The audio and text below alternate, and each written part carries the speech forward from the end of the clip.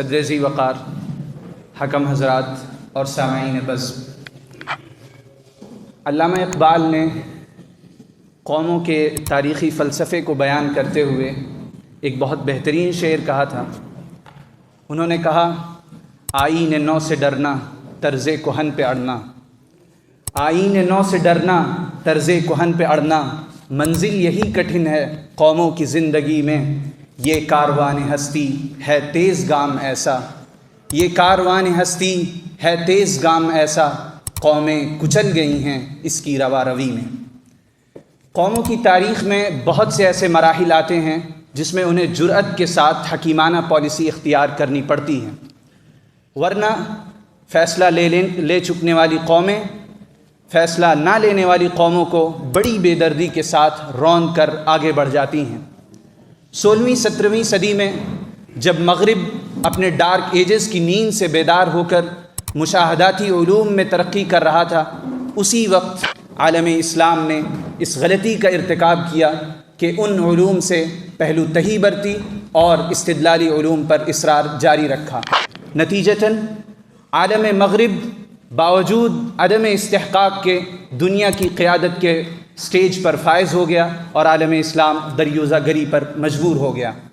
آج پھر ہمارے سامنے ایک نئی تبدیلی اپنی پوری آب و تاب کے ساتھ رونما ہو رہی ہے۔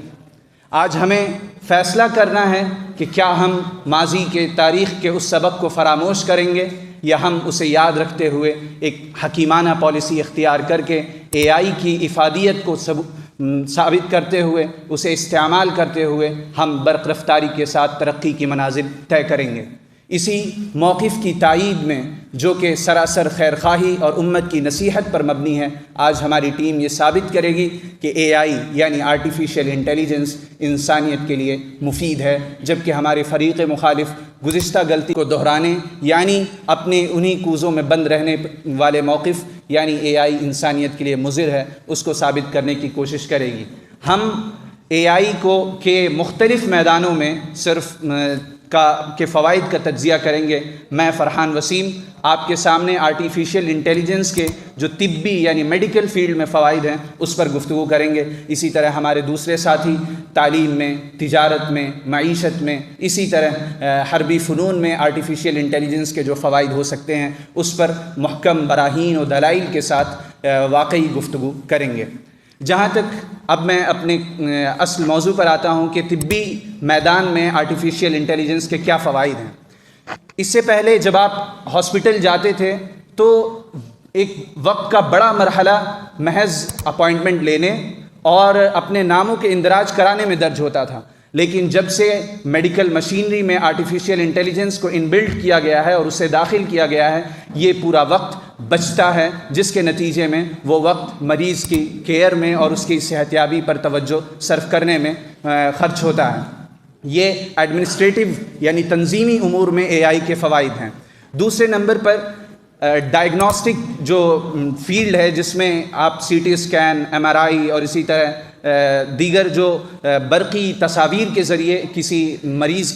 کی تشخیص کی جاتی ہے، ایک انسانی آنکھ کی وسعت اتنی ہے کہ وہ گرے کلر اور اس میں جو سفید کلر ہوتا ہے اس کے درمیان امتیاز کرتی ہے کہ ہاں یہ ایسا ہوگا ایسا ہوگا۔ لیکن آرٹیفیشیل انٹیلیجنس جس کی پرکھنے کی صلاحیت انسانوں کی آنکھوں کی صلاحیت سے کئی گنا بڑی ہوئی ہے، وہ نہایت تدقیق کے ساتھ اور نہایت باریک بینی کے ساتھ